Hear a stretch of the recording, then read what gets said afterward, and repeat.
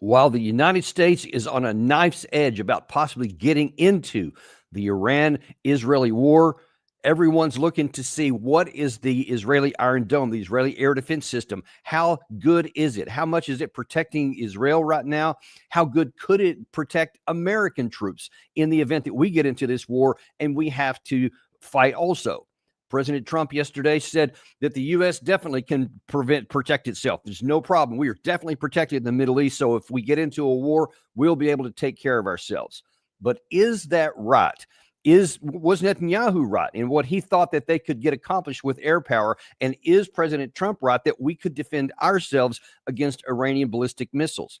Now, as you certainly may recall, if you've been watching our show for any amount of time, there were 2 rounds of fighting between Iran and Israel in 2024. We covered both of them, and we brought our absolute best subject matter expert on the issue of missiles and air defense, MIT professor Ted Postol, on to talk about it. He gave us an incredible assessment then, and so far, everything he told us last year is playing out in real time right now. So we thought we'd go right back to him to find out, get an assessment of what we've seen so far in this first 6 days of this new war and what we might see later on if it expands. Professor, welcome back to the show. It's always great to have you here. Well, thanks for having me on again, although I'm not sure it's for its circumstances that have called for it are not great. Yeah, of course. I mean, that's one of the pros cons or whatever of having a show like this. You get great people on, and you love to have them on, but it seems like oftentimes because of their expertise, it's like, well, I wish it wasn't for this reason. I don't know. Maybe we'll have you on one day, just and we'll both drink a beer or something and just talk about right. Stuff. Well, pleasantly. This reminds me of I come from New York City, and so I this very big black humor is a big part of that culture, and I used to joke with my colleagues in the Pentagon. I'd say the Cold War has been very, very good to me. So, but it, of course, was a bad joke and a black. It was, but joke. I don't know. Somehow it worked. But yes. Well, listen, let's just get right into this thing here because, I went back and actually looked at some of the tapes of some of our previous shows when this new version of the war broke out here. And I'm like, wow, he was really pressing it back then, meaning you were just technically accurate in what you described about the capabilities and limitations of the system.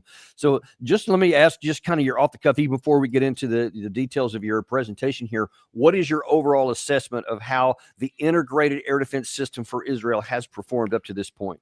Well, it's performed poorly. It's probably 5%. There are intercepts. In fact, I put together a videotape where I show where an intercept actually occurred, and for your audience to see things. And I think what's going on. I've been thinking about this a bit and reliving the work I did with a colleague of mine on the Gulf War of 1991, where we found that the Patriots failed to intercept anything. At that time, when we started, the wisdom was that the Patriot had something like a 96% intercept rate. In fact, George H.W. Bush made this claim right here in Massachusetts, where, at Raytheon. Okay, there went one. There goes the second. Up here, Kurt, follow it all the way. Follow it all the way. There's an explosion. Oh, there's an intercept. There's another intercept. 2 intercepts. There's something falling very near. Uh-oh. All right. Well, that captures the situation. That's a video I sent you guys from 1991, so it's 35 years ago.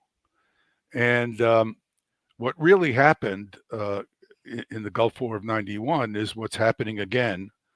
And unfortunately, we have a press corps that it doesn't seem to have any memory of any kind. 35 years is a long time, but you'd think that somebody would be looking back and trying to understand what they're looking at. But basically, what's going on is people are looking at the sky and they're seeing explosions in the sky because the interceptors have warheads on them. And so the interceptors fly up and they explode. And without analyzing what you're seeing, there has to be a target there. Yeah. And so and in fact, targets can be sometimes difficult to see because sometimes they're bright and luminous as they come into the atmosphere, and sometimes because of the orientation of the camera relative to the incoming missile or warhead, it can be hard to actually see the luminous trail. But what you're seeing So in tell the me that the videos, thing we're seeing right now, that where there's, I you're don't even just know how seeing many. Kind of missiles doesn't falling. You're seeing there are no intercepts in this particular shot no, right here. Am I right? nothing, nothing at all, nothing at all. Gary, if you can put up the video I sent you first of the two videos I sent you, we can just take a quick look at that. And here is a real-time version of the video that I just sent Gary, showing an engagement in Tel Aviv. And the video will go to a very slow motion now, so you can see it. And there you see what actually looks like it's probably an intercept. It's probably the explosion of a warhead in an incoming missile. It's brighter and it lasts much longer than the other bright spots you're seeing, which are just detonations from just detonations of interceptors that didn't hit anything. So now what you're seeing is the actual explosions from two missiles that were not intercepted. And that second one there, correct me if I'm wrong, but that looks like it's very near the launch site of the interceptors. It's very near the launch site of what is clearly a Patriot defense unit. And you'll see as the video goes on a delayed launch of an interceptor. We'll see that shortly. Yeah, I was actually going to ask you about that. Yeah, and the interceptor sort of goes up, and we'll see it very shortly. The intercept rises up. You see it slow motion now, but then you'll see it real time. And you see it's flattening out its trajectory. So this is an interceptor that could well have dove to the ground and caused additional damage. And is it possible in that sequence right there that the missile that came down and blew up and like literally 1 or so seconds later that launches off, that could have been a cook-off because of what happened on the ground? Is that possible? Anything is possible. Anything is possible. These systems are just not working. One of the things we saw in the Gulf War of 1991, we would see, we had videos, lots of, and you'd see an incoming missile and it would hit the ground and explode. And then you would see a whole bunch of Patriots being launched. And what was going on there is the missiles were tumbling at high altitude, and they would break up and the warhead would break off and go onto the ground and explode. But the tumbling piece of the missile would be falling at a speed that's comparable to that of an airplane. And the Patriots would misidentify them as attacking airplanes, and they would launch then. So we don't know what's going on here, but it could well be a Patriot launching at a piece of falling rocket motor and, thinking it's an airplane. If you recall, we decided not to show, a very disturbing video of a rocket motor coming down, literally a rocket stage coming down and hitting a man and killing him on the spot. We talked about that before. Yeah, I do remember that. Yeah. And we decided not to show it. But what was going on there is that motor had been falling for fractions of a minute. The warhead had probably come off it and hit the ground and exploded much earlier. But once it starts tumbling, it slows up to a speed that's quite comparable to that of an airplane. So the Patriot sees it and it goes out and it tries to destroy it.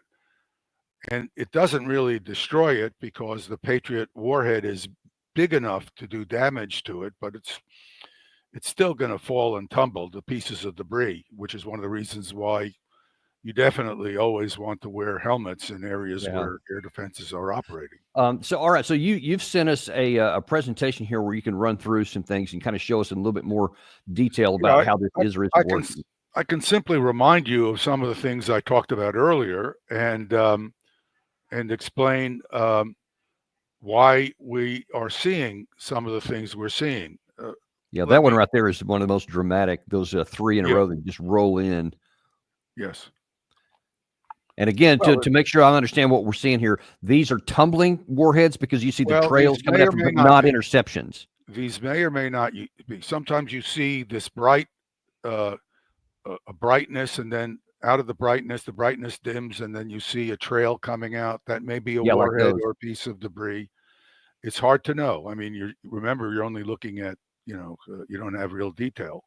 But when you see these two bright things together and with a dim trail between them, that's a breakup. That's where something has, where the missile has broken up and then another piece of it is falling ahead of it. But again, to reinforce, in this image that we're seeing here, this whole sequence, there are no interceptions even being attempted that you can see. No. There's just a bunch of warheads coming in to a localized area. They're trying to hit the downtown area of Tel Aviv, possibly, or some other area. And how accurate, as far as you can tell, I mean, you don't know what they chose as aim points, but how accurate do these missiles appear to be to you? Well, I think we have an estimate of their accuracy. It's they're about a 1 kilometer accuracy. We'll go through the briefing. I'll just remind you of what I concluded from data we had from the October events. And but the 1 kilometer accuracy, as I said in October, is good enough if you want to do general damage to a city. And so there was a grave mistake, if you want to call it that, done by the Israelis to attack people inside Tehran, because once they did that, they left the door open for a retaliation in kind on the part of the Iranians. If the Iranians stick to military targets, they are going to do some damage because there will be random hits that actually succeed.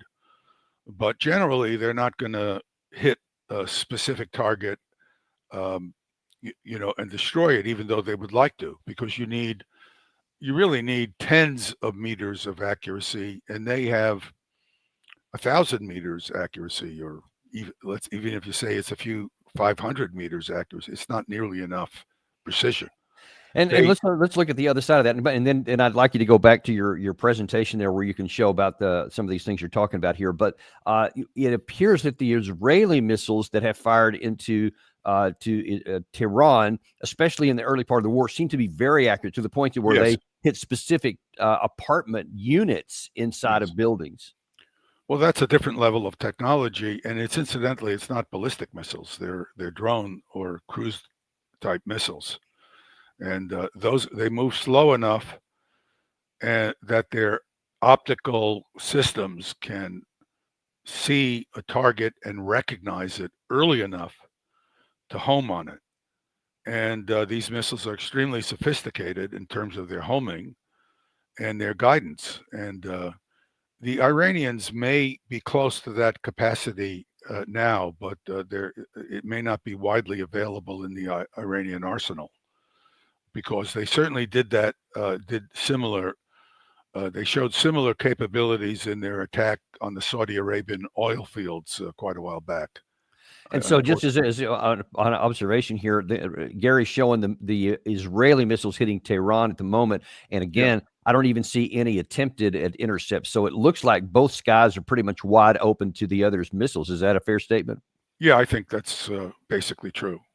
The Israelis are throwing up all kinds of interceptors in some situations, but they're not succeeding at any level. Got it. So these air defenses are not very effective. They're quite effective against drones. Yeah. because the drones fly like airplanes. In fact, they're easier targets than airplanes because they're slower and they're not hardened, and they don't have a pilot in it who could try to evade. But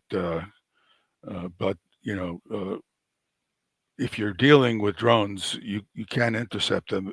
But of course, you need interceptors. Your air defenses need to be distributed in a way where they're in a position to engage the drones. You need a lot of them, because the drones fly low. Or you need to be in a circumstance where you have line of sight to them. So having defenses may or may not help you, depending on how much you have and how well positioned they are relative to the targets you'd like to defend. So, and I guess that really comes into, in terms of what this war can do, I guess it's really going to come down to who has the bigger arsenals of attack missiles. Maybe not even so much who can take more punishment. Yeah. Because and that's just something we don't know. We don't really know on either side how many offensive missiles Israel has, how many offensive missiles Iran has. But it seems like that there's, at least right now, after I think we're in the 6th day of this so far, both sides still have plenty to throw. Well, the myth of Israeli missile defense capabilities may be evaporating with the population in Israel, because when Israel was trying and failing to intercept artillery rockets that were being fired from Gaza, these artillery rockets did not have tremendously large warheads, a few kilograms. And if it landed near you or went through the roof of your house and exploded and you were in a room, they'd kill you. But if you have a safe room, like the Israelis mandate by law, a place that's hardened against fragments and blast in your house, and you go into it and your house gets hit, you will almost certainly survive. You won't even be injured with a very high probability. If you're outside and you lie on the ground, unless the warhead lands extremely close to you within a few meters, you're not going to be killed. So the level of damage and havoc that was caused by these artillery rockets was not high. And when you lie to your population and you say you're intercepting 90% of them, people, it's possible to deceive some high percentage of your people. They're not technically well informed about these things. With the much higher yield warheads on the Iranian long-range ballistic missiles, these 1-ton warheads, it's a harder fiction to continue to promulgate. And I'll show you why. The promulgation of this fiction is much harder to do.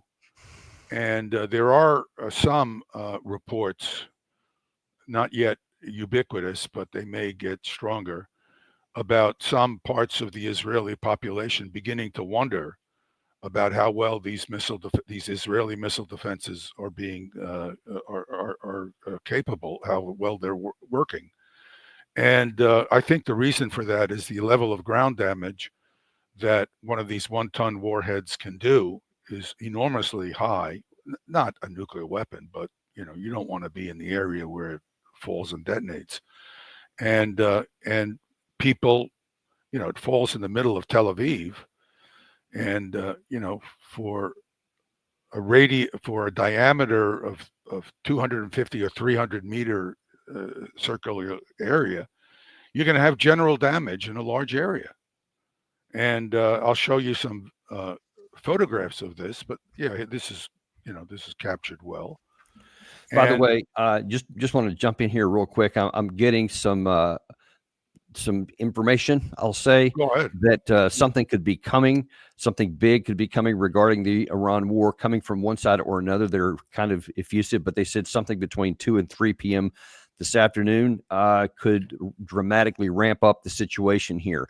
At the same time, we also have, let me pull it back up here. Sorry, the Wall Street Journal is reporting that Israeli interceptors are running low, which ironically, as you're saying, may not even matter unless there's a big drone wave coming in. Then also, and we're going to get to this in a second, The Washington Post is saying that Iran's facilities have been damaged but not destroyed, and it's unclear whether some of these bunker busters that even alleged to come from the U.S. may be able to get to them. But anyway, I will explain why Yeah. those bunker busters are unlikely. I mean, you could have some success. You never know. Even with the interceptors, we see they do intercept some of the missiles, but not many. The bunker busters are going to have a very low rate of success. No question about it. And Yeah, I'll explain why that's the case. Yeah. Please continue on with the current thing. Yeah, okay. We'll just go to right now since we're talking about it. This is a simulation of what's claimed to be the bunker buster bomb, the GBU-57, which is alleged to be able to go up to 200 feet into the ground, even through reinforced concrete, before it will then explode. What you're seeing is a simulation of what's claimed is that because of the surface of the missile itself, it will be able to burrow deep down inside there and then get into, like it's showing here, some kind of underground facility, and then will explode. That's the claim. Now tell us the reality. Well, why don't we go to my slides for the moment, and let's go to start with slide 16, Gary.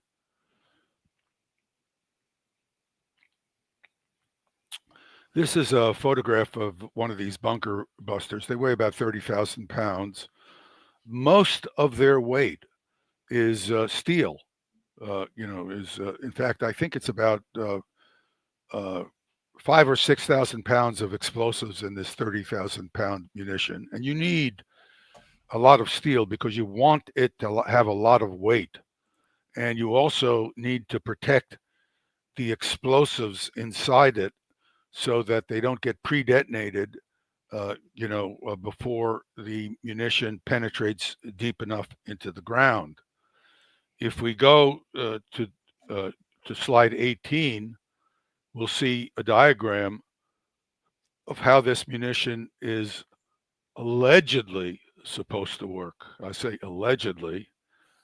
This is another example of contractors making claims that or people who are working for contractors or people who do not understand the details, who are advising higher level political decision makers. This is a real problem I've talked about in the past. You have people who don't know what they're talking about, bringing the information up to people who are political decision makers, who may or may not care about the details. And the result is you get a big disconnect in what they think they're capable of doing relative to what is actually the case. And it may be that Trump, that 3 p.m., we're going to see some of these munitions dropped on Iran. I don't know if that's true. I'm just guessing. This is a wild guess.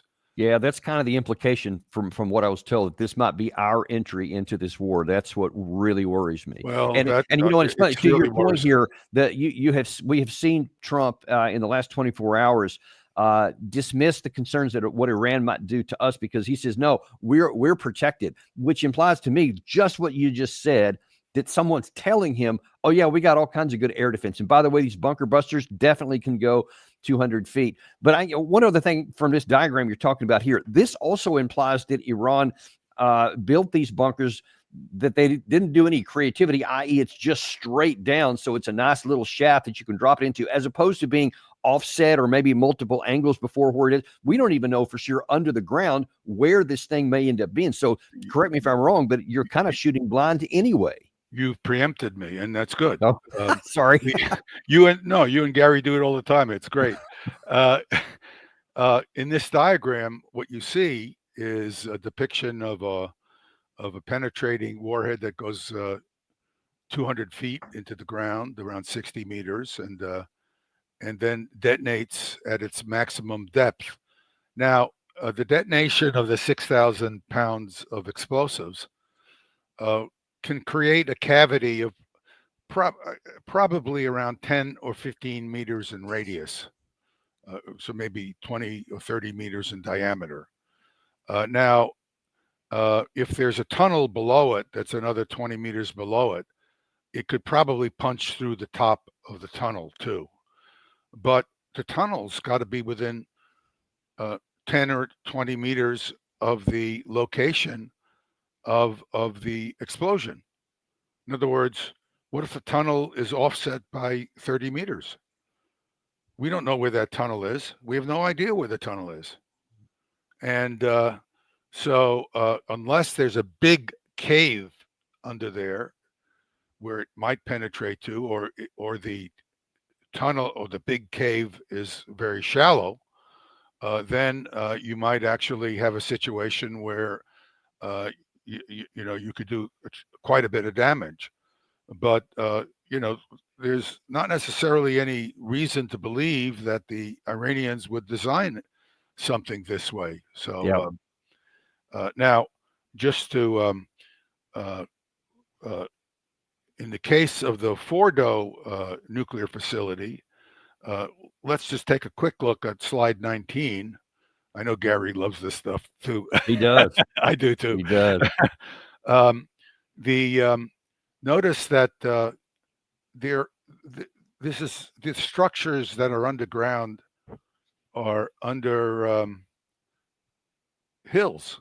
In other words, the surface of the ground is not flat and perfectly perpendicular to something that's coming on a perpendicular trajectory. That's good. That's relevant, and we'll see that starting with the next slide.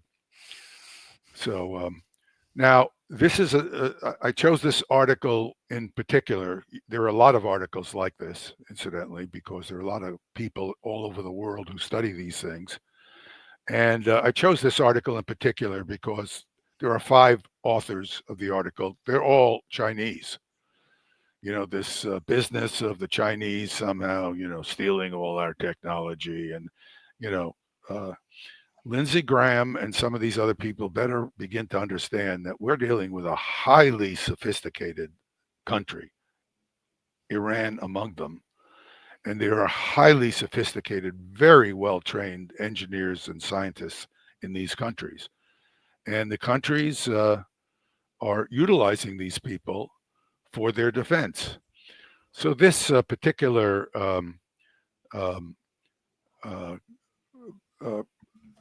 article here is about deflections that are caused on projectiles that penetrate into what they call composite concrete targets. But let me just, if you go to slide 22, we'll see this is an example of what they call a composite target.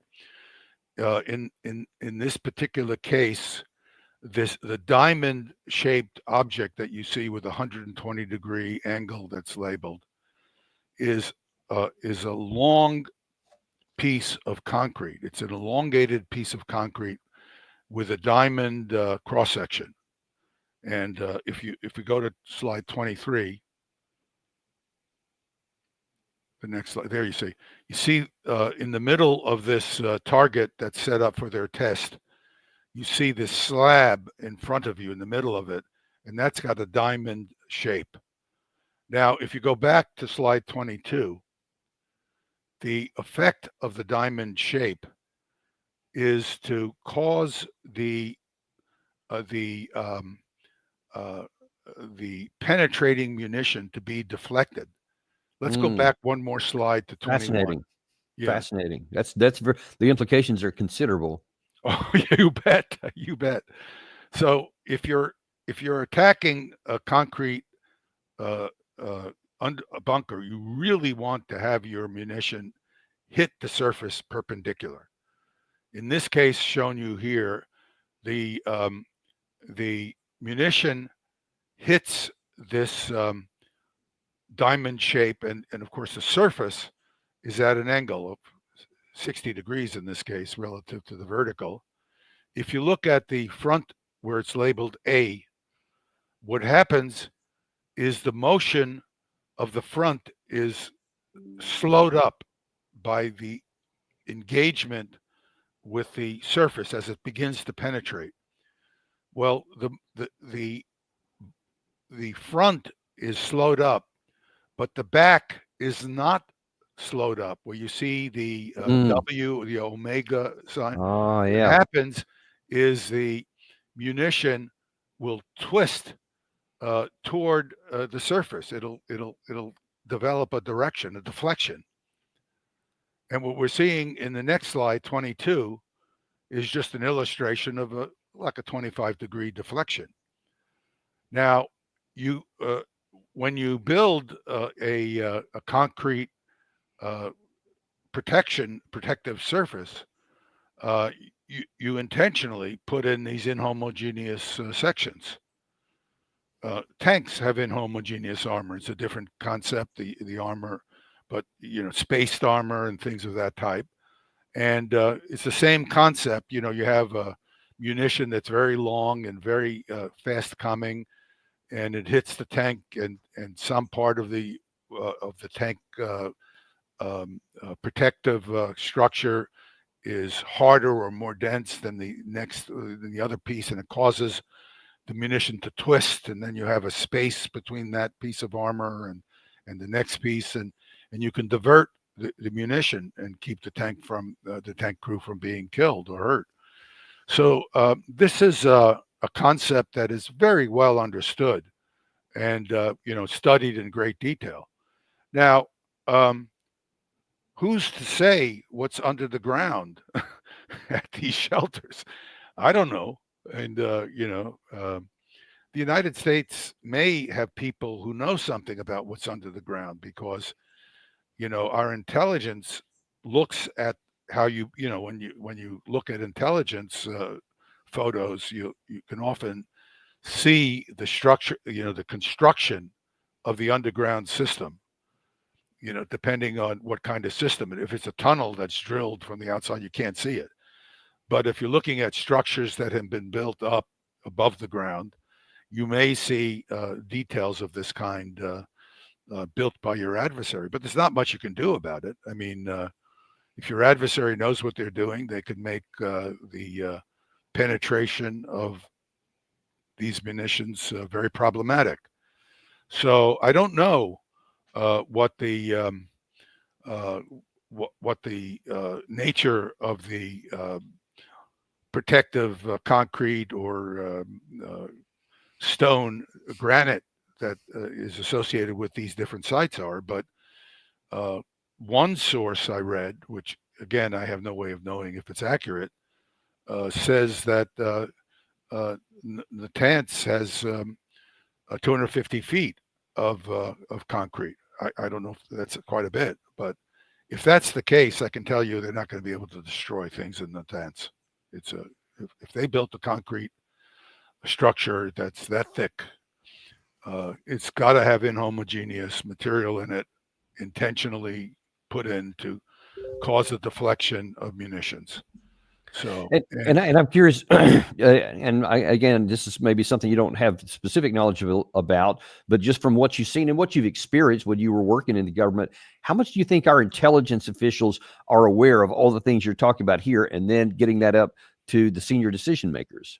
Well, I mean, I certainly met enormously capable analysts. The problem with the analysts is that they're not broad in their understanding. They work on a specific task. So they go out, the intelligence people go out and they get a contractor, somebody who's a real expert on penetrating munitions, maybe people at a national laboratory.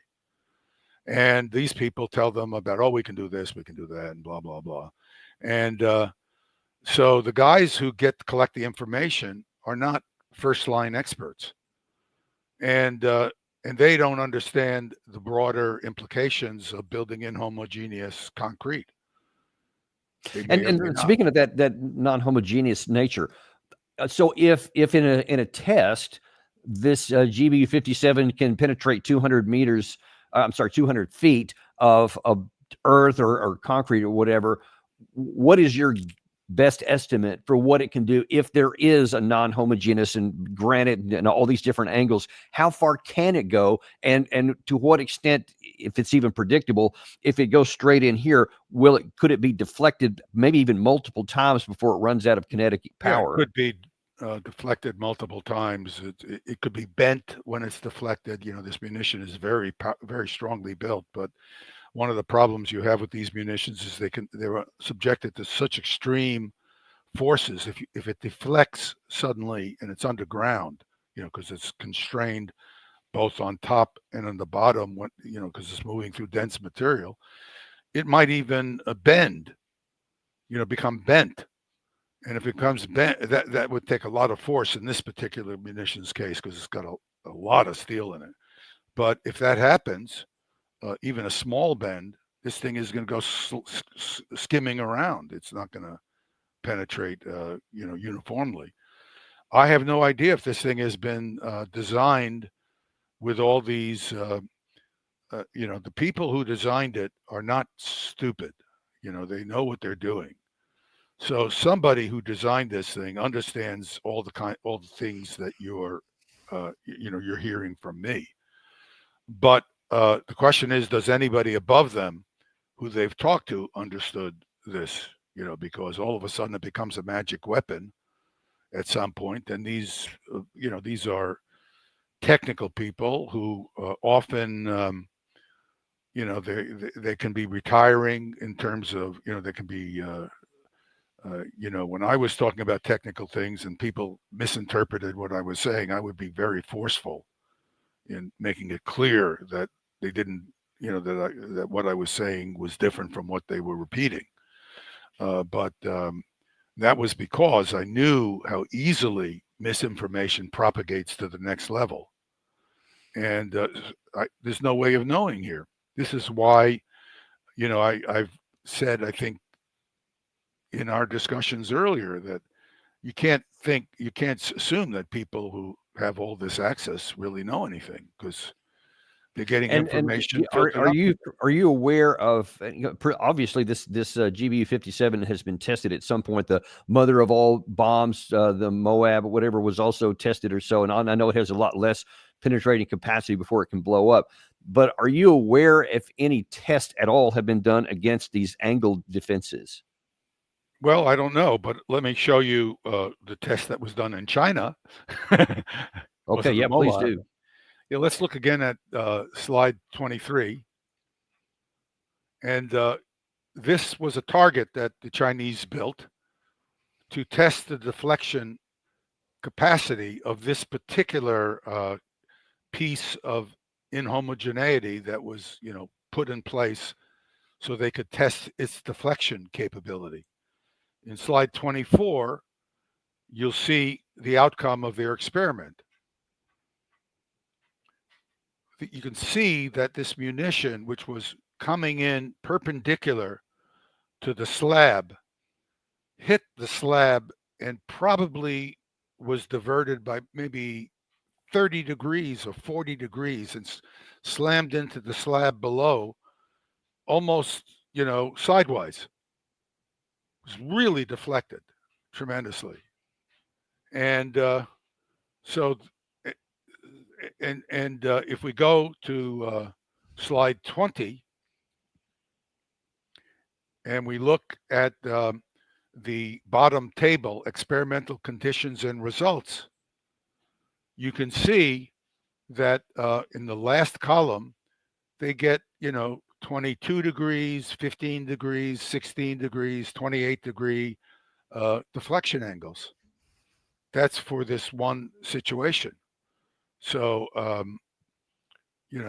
if you build a structure with multiple inhomogeneous layers, life is going to be pretty tough for the munition. It's not going to be. It's a statistical question how far it goes in, but it's not going 200 meters in this kind of medium.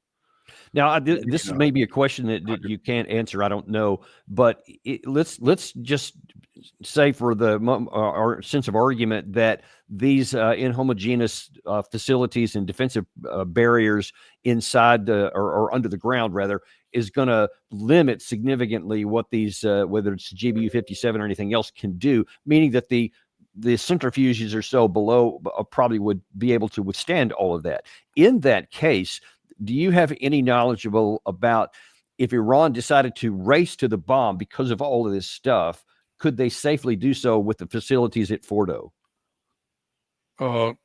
Without knowing the details, I could guess. A reasonable guess is yes.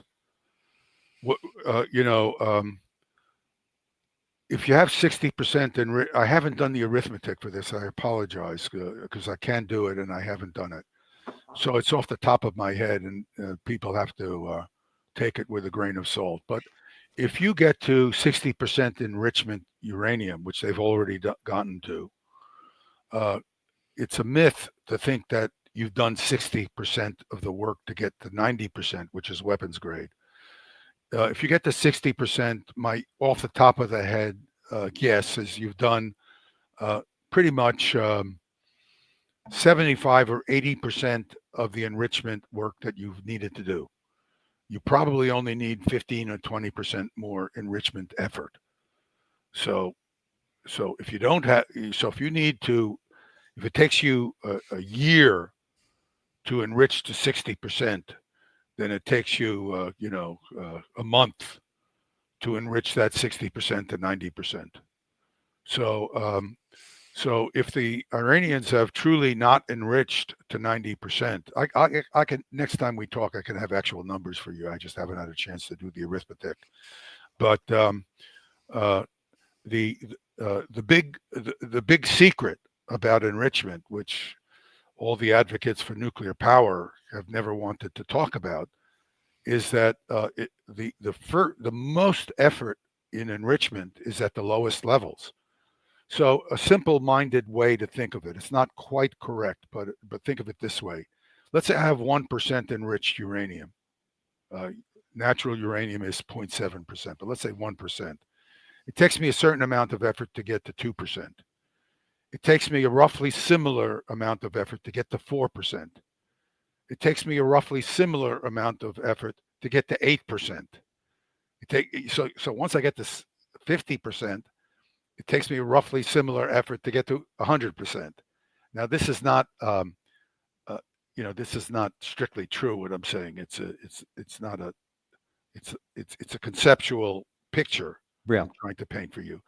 But the enrichment process gets more and more accelerated in terms of the amount of enrichment you get for the amount of work you do. And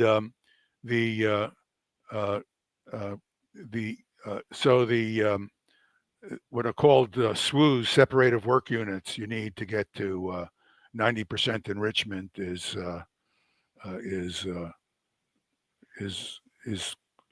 is much lower to get to 60. I mean, to get to 60%, you need almost all the SWUs you need to get to 90%.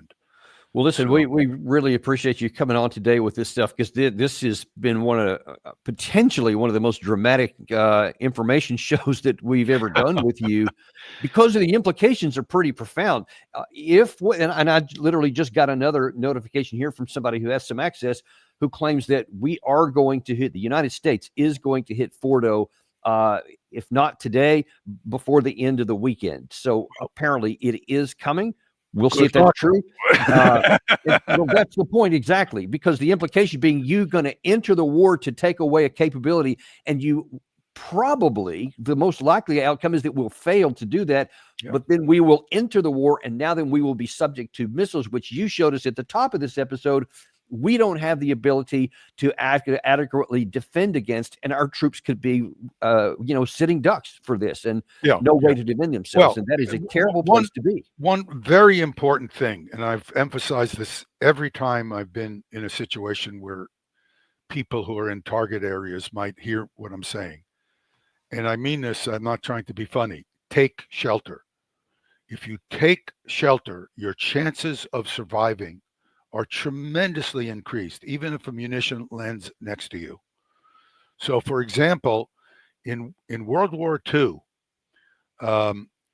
people would hear buzz bombs, these early cruise missiles that would fly toward London, and the buzz bomb would be flying in the air, and then its motor would turn off and it would dive to the ground. And there was about 7 seconds between the buzz bomb hitting the ground and the motor turning off. And people were told to get on the ground. If you're close enough to hear the buzz bomb, it's close in. And just get on the ground. And the survival rate doubled. People were twice as likely. And this was a munition that fell, 1-ton warhead that fell quite close. So get on the ground, take shelter. That's the way you drastically reduce the consequences of a munition if it happens to be landing near you. And warning is available. People are given warning. Don't walk around thinking a defense is helping you. Don't assume anything. Just get sheltered. That's the good thing advice. you do. That's my Appreciate that advice. very much. And I hope that all of our troops in the Middle East watch this show and get that Take warning. I hope our shelter, guys get is what I say. take shelter. I appreciate that.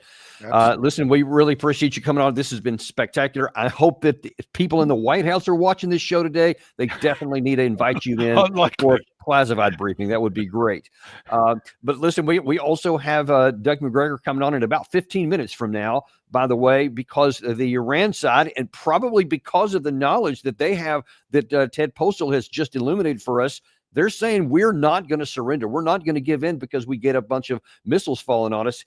Doug's going to explain why in about 15 minutes. Be sure and tune back in. Be sure and like and subscribe if you hadn't, folks. That really does help us. Also, a quick reminder, we are on podcast now. You can go to Apple, Spotify, and really anywhere you get your podcast addict, etc. Be sure and type in Daniel Davis Deep Dive and you'll find us there. Thanks, folks. And we got a great one coming up for you. Tune in about 15 minutes. See you then on Daniel Davis Deep Dive.